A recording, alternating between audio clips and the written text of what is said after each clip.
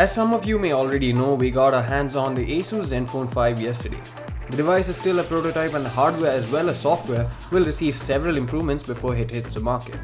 So while we can't do a comprehensive review, we can give you a brief idea on how these two phones stand against each other.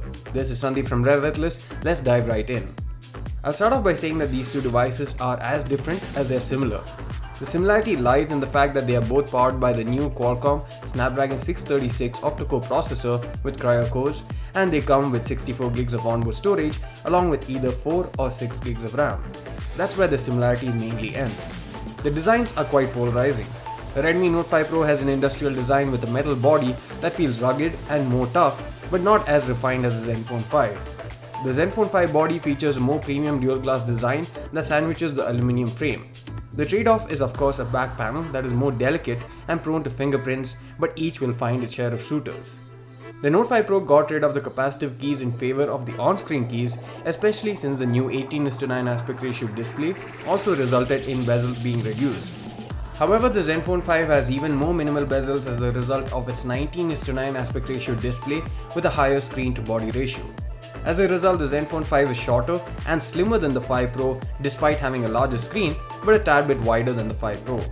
Overall handling is also easier on the Zenfone 5 due to a smaller footprint, but it comes at a possible cost.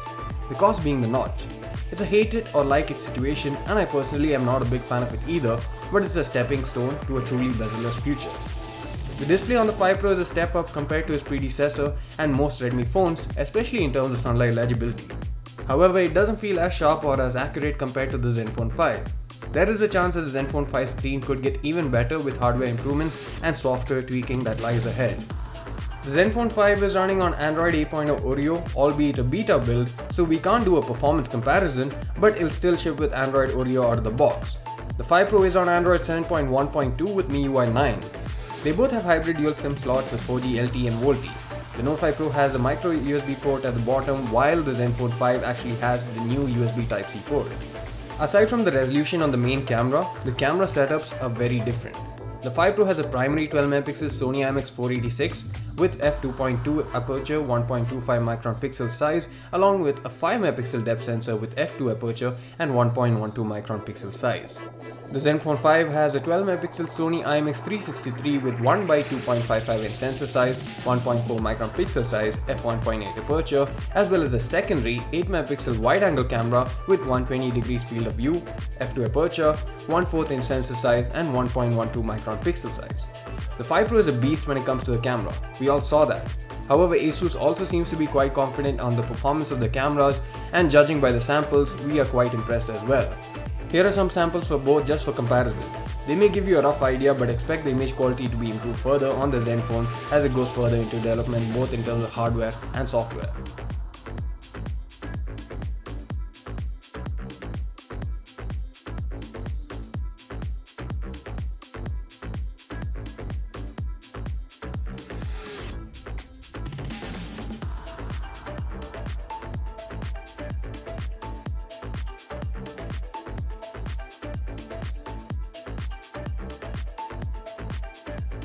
Coming to the battery capacity, Zenfone 5 has a 3300 mAh battery, while the 5 Pro has a massive 4000 mAh unit.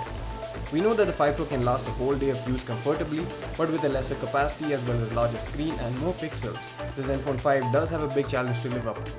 However, Asus says that they have optimized the battery to give a day's worth of battery life easily. Let's wait for the review to decide on the actual numbers itself. We hope this video gave you an idea on what to expect. For detailed comparison, we'll get back to you once we have a retail unit of the Zenfone 5. Thanks for watching. See you again in the next one.